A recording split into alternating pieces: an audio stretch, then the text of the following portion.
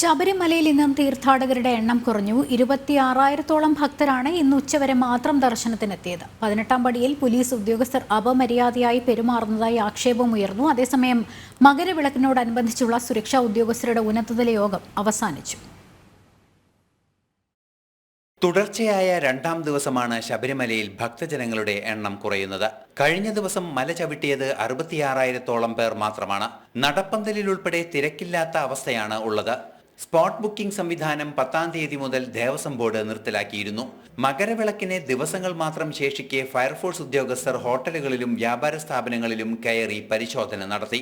അപ്പോൾ ഗ്യാസ് സിലിണ്ടറുകൾ ഉപയോഗിക്കുന്നത് കറക്റ്റായിട്ടാണോ, അതുപോലെ ഫയർ സേഫ്റ്റി സംവിധാനങ്ങളുണ്ടോ എന്നുള്ള കാര്യങ്ങളൊക്കെ പരിശോധിക്കണം. അപ്പോൾ കഴിഞ്ഞ ആഴ്ച ഒരു ഹോട്ടലിന് ഗ്യാസ് സിലിണ്ടർ ലീക്കായി തീ പിടിച്ചിരിക്കുന്നു.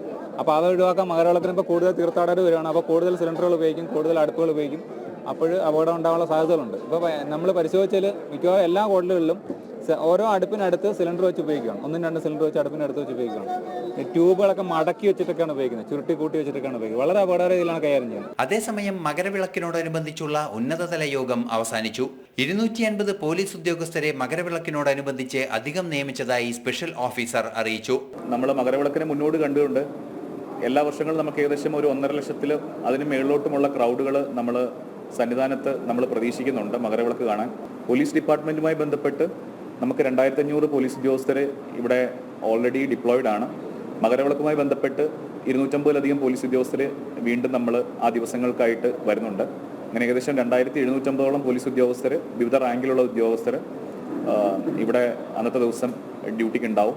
മകരവിളക്കിനോടനുബന്ധിച്ച് 1.5 ലക്ഷത്തിലധികം തീർത്ഥാടകരെയാണ് ദേവസ്വം ബോർഡ് പ്രതീക്ഷിക്കുന്നത്.